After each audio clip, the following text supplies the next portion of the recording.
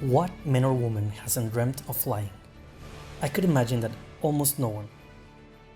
Flight has been one of humanity's oldest dreams, ever since we saw birds fly or we gazed at the moon and stars above us.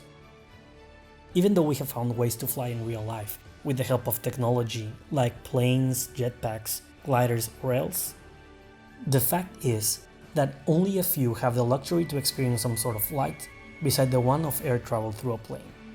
However, in film, the possibilities of how flight can be achieved are endless. In real life, we aren't actually built to fly, have unlimited tech, or superpowers. But if literature and film have taught us something, is that if you can dream about it, you can translate it into a story. The writer's only limitation is their own imagination. Flight has become a useful and powerful tool in storytelling, whether it's used to reach unreachable locations, allow a character to gain a new ability or weapon, or simply as a way to allow the viewer to gaze at the screen with wonder as a magical scene featuring flight comes up. However, the most powerful way to incorporate it is by aligning it into the character's arc in a meaningful way. Flight can be embedded in many ways into any character's development, and learning to fly is probably the most common and effective way to incorporate it in a satisfying manner. But before we continue, let me just ask you to please subscribe to our channel if you haven't done so already. It would really mean a lot to us.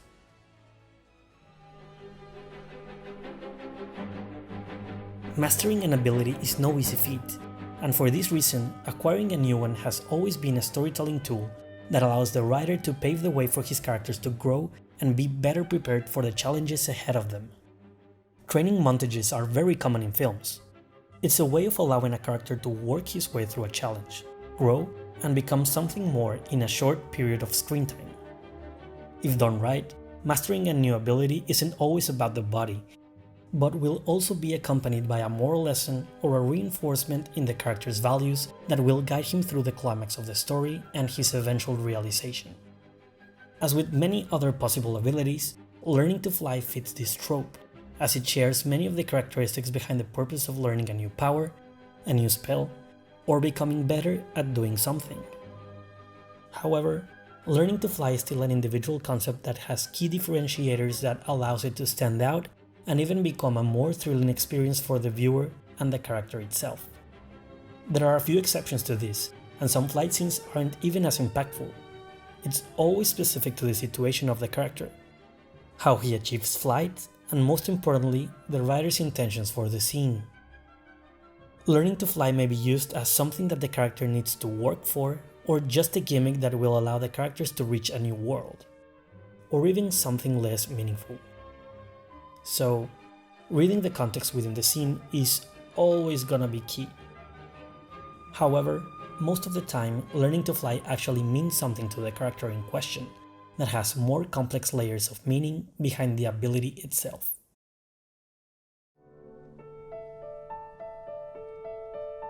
Learning to fly defines a character. There's always a definitive before and after in the character's life after he learns to fly. It's always a huge milestone or breakthrough for the character. Learning to fly allows a character to transform fear into strength as he or she achieves the impossible, whether it's a confidence boost, a new friendship, a new ability, or all the above. The character will always win something in this liberating experience. While speaking within the context of the overarching plot, a character can learn to fly as a way to gain a new ability that will become important later in the film, allowing the character to follow his or her journey of growth, like with Daenerys in Game of Thrones and Harry in The Prisoner of Azkaban. Or it can become a way for the character to reach the climax of the story and complete his or her arc, like with Kiki in Kiki's Delivery Service and with Woody and Buzz in Toy Story. To better grasp the concept, let's break down two of my favorite learning to fly scenes: Toothless and Hiccup's test drive in How to Train Your Dragon, and Superman's flight in Man of Steel. Let's talk first about Hiccup's test drive and then see how Superman's training compares and contrasts with it. Hiccup is a Viking in a dragon-killing tribe, but he's always been different. He doesn't fit in with the tribe's expectations of what a Viking should be, so he has always been seen as the courageless wimp. Little they know, Hiccup simply has a different kind of courage, that of a dragon rider that respects life. The film challenges Hiccup with the help of Toothless, as they forge an inseparable bond as they start to trust one another and finally realize how much each of them needs the other. Watching Hiccup and Toothless develop from being a frightened duo to becoming even bolder and more courageous than the Vikings of Berg is a satisfying tale of overcoming insecurity. The moment that helped them most to build their trust, courage, and friendship was indeed the scene in which they learned to fly. Before the flight scene, there are actually various scenes and montages where Hiccup befriends Toothless and starts to slowly gain his trust. He uses his intelligence and smith abilities to invent himself out of the problem, as it's his fault that Toothless became injured and lost the ability to properly fly.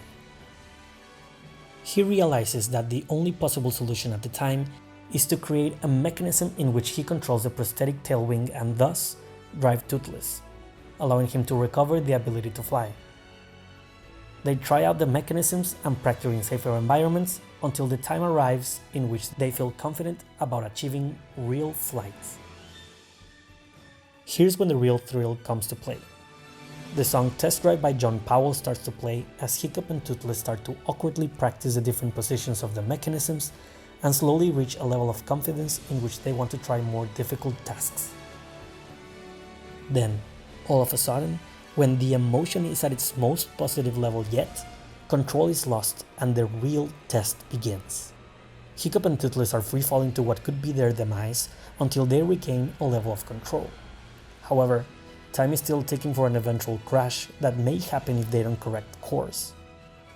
At the last moment, Hiccup ditches the manual and trusts in his instincts, and the most heroic moment of the sequence arrives as Powell's superb score reaches its most powerful and emotive section, and Hiccup and Toothless master the ability of flight. This scene right here is of paramount importance in Hiccup's character development, as it is in this very moment where he ends up forging a very strong friendship with Toothless and renewing his courage as the better Viking. On the other hand, we have Man of Steel, which features Superman on his journey to discover who he really is, and thus his powers. At the beginning of the story, you meet a man that's in total hiding in the form of a nomad who, as Hiccup, hasn't been able to embrace who he really is and find his place in the world. We obviously know that Superman is capable of flight, but in Man of Steel, he still doesn't. He just knows that he has an unknown unlimited power, so, in searching for clues about his roots, he discovers an old Kryptonian ship which he uses to then plug the Kryptonian USB that was in the ship he arrived to Earth, only to discover that it has his father's consciousness in it.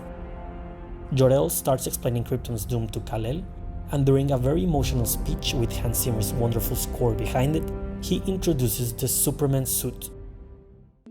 The next scene is a thrilling moment powered up by Zimmer's flight, in which Superman, wearing the suit for the very first time, attempts to test his limits while being pumped up by Jor-El's words and the recent discovery about why he has powers. Again, we see him try and reach new heights, only to stumble back and fail. Only then Superman prepares himself again, but now with a calmer mind and thus control. This time, he pushes his limits and masters the power to fly as he travels the world in a very cinematic sequence.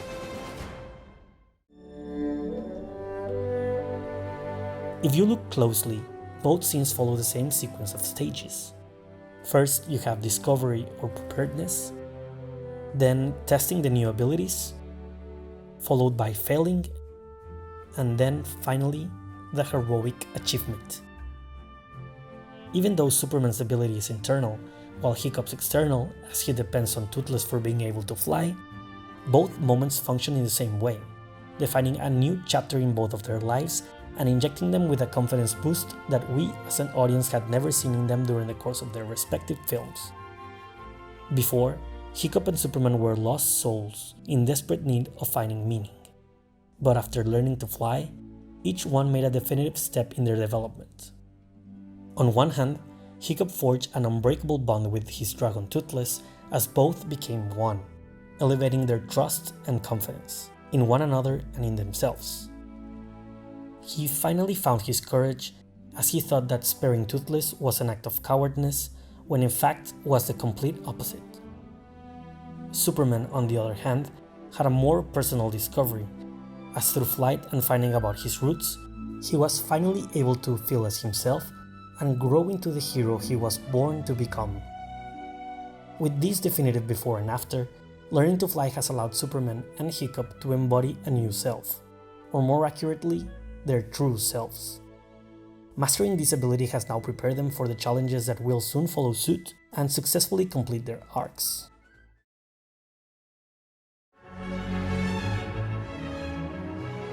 There's a key aspect that makes learning to fly stand out from other training montages, and that's the magic of flight.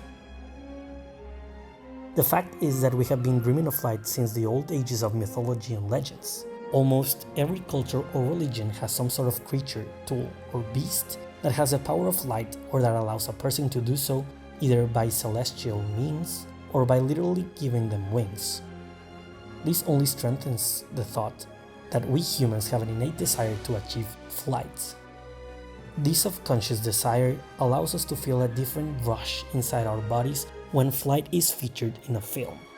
We project ourselves with a character that's flying as we channel our emotions through him or her, empowering the thrill that a flying scene is able to evoke. Add this to the fact that scenes like these ones are almost always accompanied by a magical score and some breathtaking views, and you create an emotive atmosphere for the audience to fully enjoy the scene, as both them and the character disconnect from their harsher reality and ride along in the beauty behind the magic of flight. Flying in film is heroic and mesmerizing. It opens a world of possibilities that liberates the character and allows him to explore a new reality. That's the wish rooted in our deepest desires. The freedom that flying concedes to whomever can do so. A sense of fulfillment and liberation that only the magical ability of flight can conceive us in our happiest dreams. Hey, thanks for watching this video. If you liked it, be sure to subscribe and give this video a thumbs up. Also, be sure to check out our social media, our site, and the other videos in our channel.